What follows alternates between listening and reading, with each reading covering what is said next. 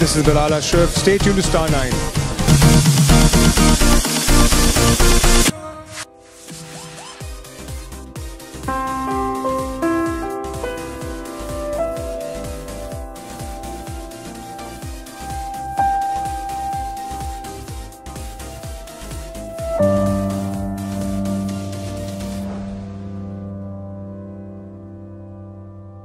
Hi, you're watching Star 9 with me, Mona Qazi. اور آج ہم موجود ہیں پاکستان کے شہر لاہور میں. لاہور کی ثقافت اور ادب کا جہاں ذکر آتا ہے وہاں میاں یوسف صلاح الدین کا ذکر نہ ہو یہ ممکن نہیں ہے. میاں یوسف صلاح الدین اپنی دلچسپ شخصیت کی وجہ سے ادب اور ثقافت کے منظرنامے پہ نمایاں ہیں. تو ہم کچھ بات چیت کرتے ہیں میاں یوسف صلاح الدین سے اور ان سے پوچھتے ہیں ہم موجود ہیں حویلی بارود خانہ میں اور کیسے ہیں وہ. اللہ کا شکر بالکل ٹھیک ٹھاک. میاں صاحب حویلی بارود خانہ میں ہم موجود ہیں اور بہت سے جو ہمارے یو کے دیکھنے والے ہیں وہ جاننا چاہیں گے کچھ تاریخ اس کا تھوڑا سا کچھ اس کے بارے میں بتائیے. میرا خیال ہے کہ یو کے میں بہت لوگ جو ہیں وہ واقف ہیں حویلی بارود خانہ سے اور ینگسٹرز بھی, کیونکہ میرا جو ورثہ جو پروگرام ہے وہ زیادہ جو ہے وہ جو ینگسٹرز ہیں from the age of 18 to 34 زیادہ مارجن ہے اس کا, وہ لوگ دیکھتے ہیں. اور یوٹیوب پہ بھی, کیونکہ میرا اپنا یوٹیوب کا چینل ہے یوسف سلی, اس پہ بھی. تو حویلی بارود خانہ جو ہے یہ ایک it came into prominence Ranjit Singh کے زمانے میں جب وہ رول کر رہے تھے پنجاب کو. تو یہ جو موجودہ گھر ہے یہ ان کا جو لاہور کا کمانڈر تھا اس کی ریزیڈنس بھی تھی, اور اس کے نیچے جو تمام اسلحہ تھا اور گن پاؤڈر اور توپیں اور بندوقیں اور اس طرح کی جو چیزیں جو لاہور کے ڈیفنس کے لیے درکار تھیں اس کے نیچے وہ یہیں تھیں. تو اس لیے اس کا نام حویلی بارود خانہ ہے, because it was the arsenal and it is situated on Bazaar Barood خانہ. اینڈ اس میں علامہ اقبال نے بھی کچھ سال قیام کیا, اپنی زندگی کے کئی سال گزارے ہیں.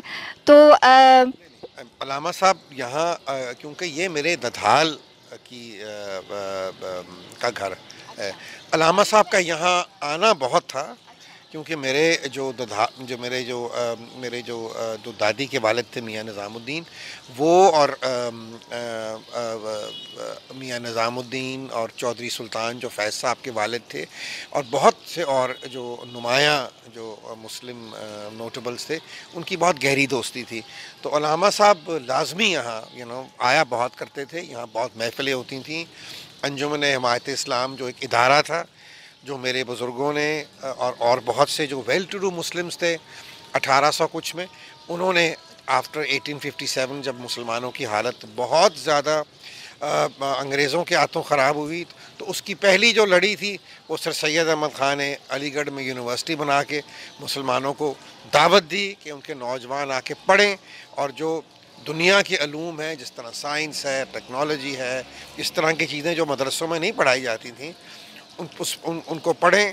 شروع میں اس کے اوپر کچھ تھوڑی سی تنقید ہوئی, لیکن بعد میں بہت سے جو مسلمان, اور وہ اس کے بعد پھر ایک مسلمانوں کے اندر ایک نئی فورس قائم ہوئی, ایک نیا جو نوجوان تھے ان کے اندر ایک سمجھ بوجھ آئی, اور اسی کو دیکھتے ہوئے یہاں جو ہمارے بزرگ تھے اور جو ویل ٹو ڈو مسلمز تھے انہوں نے اپنی بہت سی پراپرٹی دے کر تو یہ اس طرح کی جو انجمن بنائی, اس میں یتیم خانے, اس میں یہ colleges, schools to give free education to the Muslims.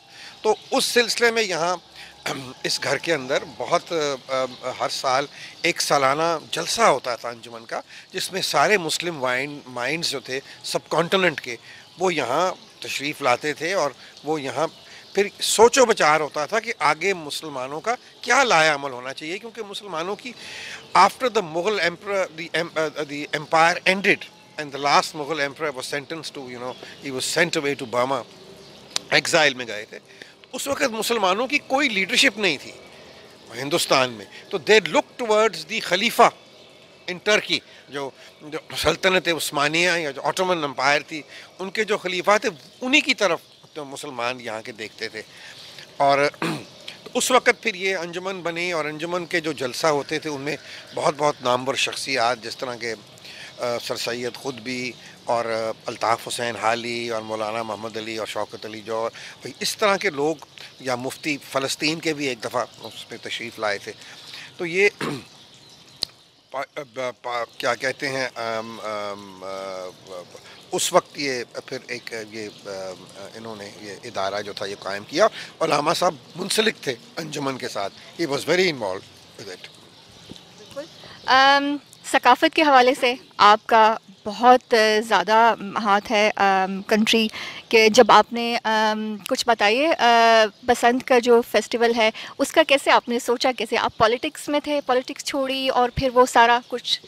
نہیں, بسنت تو یہاں, ہم تو اندرون شہر کے رہنے والے ہیں, یہاں تو بسنت جو ہے وہ بڑے فیور کے ساتھ منائی جاتی تھی, چاہے باقی لاہور میں ہو نہ ہو. اندرون شہر میں تو it was a tradition of the old city, اور سو وی گرو اپ ود دیٹ. تو بسنت تو موجود ہی تھی, صرف اس کو پاپولرائز کرنا تھا.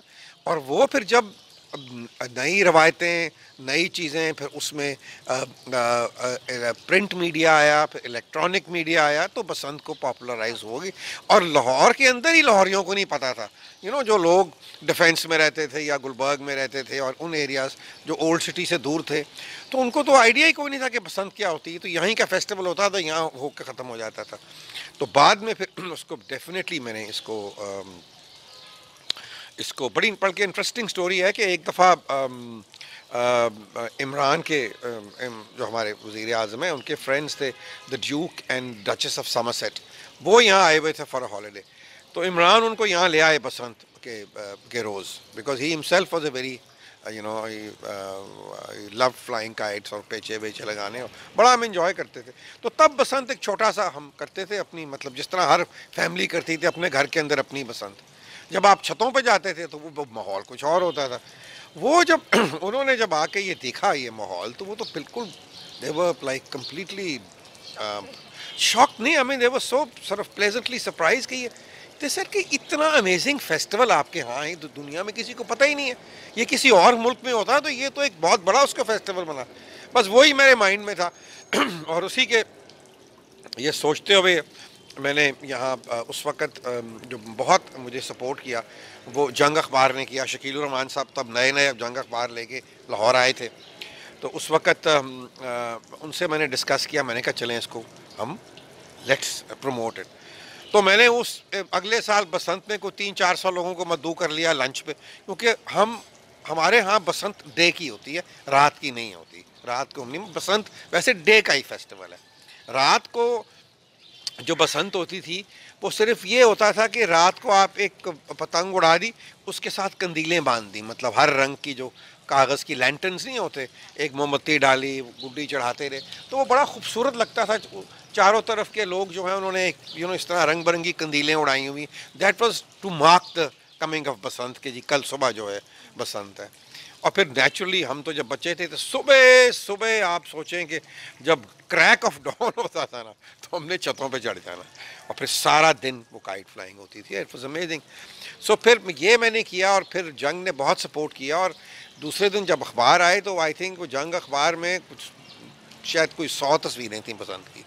سو وہ amazed people. So every year then it became bigger and bigger and bigger, and then we involved the media into it, the electronic media, the multinationals came into it. So it was becoming a huge festival, لیکن unfortunately because of these strings, اور دوسری کہ کسی بھی حکومت نے کیا کہتے ہیں کوشش ہی نہیں کی کبھی کہ ہم اس کو not realizing it is not just a sport of kite flying, it was going to be the biggest for Lahore and for Pakistan. Tourism اس سے بہت بڑھنی تھی. ابھی تو صرف پاکستانی آ رہے تھے نا, جو باہر سے بھی آ رہے تھے پاکستانی. ابھی جو نان پاکستانی جو ٹورسٹ تھا وہ تو ابھی انوالو ہی نہیں ہوا تھا اس میں, کہ جو ہونا تھا. اگر یہ کنٹینیو کرتی تو اب تک یہ کوئی ساؤتھ ایسٹ ایشیا کا سب سے بڑا فیسٹیول ہوتا commercially. So and then you see the thing is کہ کوئی لاسٹ جب بسنت الاؤڈ تھی تو اس وقت کوئی آلموسٹ 2 بلین روپیز جو تھے وہ ہم نے حساب لگایا تھا کہ they were spent and not a single penny by the government, all by the multinationals. اور it trickled down to the lowest, کباب والا, چوڑیاں بیچنے والا, دوپٹے رنگنے والا, جو سارے جتنے چھوٹے موٹے آپ کے کیٹرز.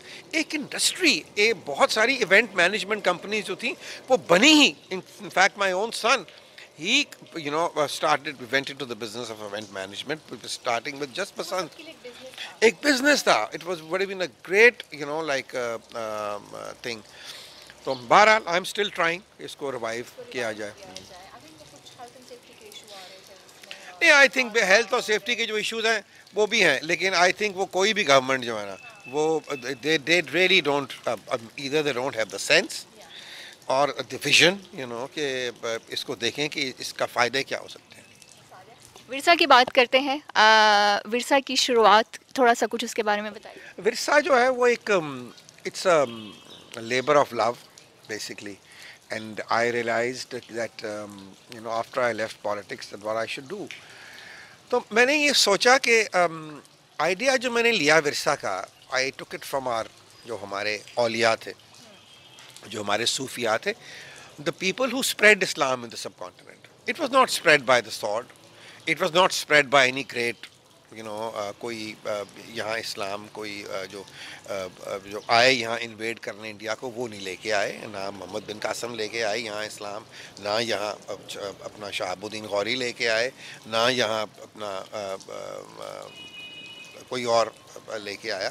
اسلام یہاں صرف صوفیہ لے کے آئے, who came and ان کو دیکھ کے لوگ متاثر ہوئے. یہاں کے جو عام جو لوگ تھے زیادہ تر ہندو ہی تھے, وہ ان کے خیالات سے, ان کے کئی, کیونکہ they believed in humanity. ٹھیک ہے, وہ بلیو کرتے تھے obviously because they were spreading the message of صلی اللہ علیہ وسلم, جو ہمارے رسول ہیں. اور وہ تو ہر مذہب کو انہوں نے تلقین دی کہ اس کو رسپیکٹ کرو اور کسی کو ہارم نہ کرو. انسانیت کا, محبت کا, رواداری کا انہوں نے سبق دیا ہمیں. تو وہی میسج جب وہ لے کے وہاں سے نکلے, اور موسٹ آف دیم پر سیدس, so they had a direct link to the family of the Prophet. انہوں نے, آپ یہ دیکھیں کہ انہوں نے ریلائز کیا, ان کی بڑی سمپل لاجک تھی صوفیاء کی.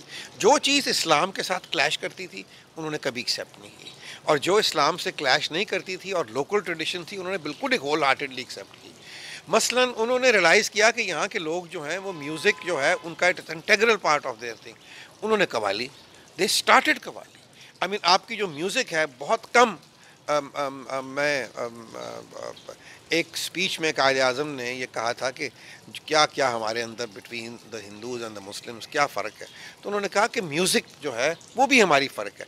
جس پہ مجھے یاد ہے کہ ایک بندے نے مجھے ایک جگہ سوال کیا کہ جی یہ آپ قائد اعظم کس طرح کہہ سکتے ہیں کہ ہماری میوزک فرق تھی. میں نے کہا آپ لوگوں کو وہ نالج نہیں ہے جو ان کو تھی. He was one of the most well read persons. اور میوزک ہماری جو ہے وہ مسلمانوں کی حضرت امیر خسرو سے شروع ہوتی ہے. انہوں نے جب ہی ڈیولپڈ طبلہ, انہوں نے انوینٹ کیا طبلہ اور ستار اور یہ ساری چیزیں, انہوں نے ساری جو ہندوستان کی پریویلنٹ میوزک تھی اس کا ٹرینڈ ہی چینج کر دیا, اس کی بیٹ ہی چینج کر دی.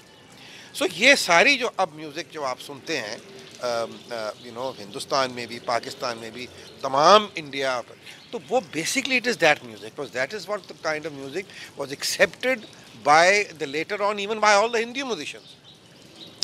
تو میرے مائنڈ میں یہ تھا کہ میں نے اب کیا میں کروں, اینڈ آئی ریئلائز دیٹ, میں نے یہ فیصلہ کیا کہ electronic media and through the music, جس طرح صوفیوں نے قوالی کا کلام سنا کر لوگوں کو اسلام کی طرف لے آئے, تو آئی وانٹیڈ کہ میرا جو یوتھ ہے اس کی طرف میں اپنی جو پاکستان کی آئیڈینٹی ہے, ہماری آئیڈیالوجی ہے, یا جو ہماری جو ہمارا جو کلچر ہے اس کو ریوائیو کروں میں in the youth through this program. And by the grace of God I have مجھے اس میں بہت یہ کہتے ہوئے خوشی محسوس ہوتی ہے کہ slowly and steadily one has come to that position اور یہ میں کیونکہ مجھے تو اتنا پہلے علم نہیں تھا کہ کون لوگ زیادہ ہمارا پروگرام دیکھتے ہیں یا کس ایج گروپ کے.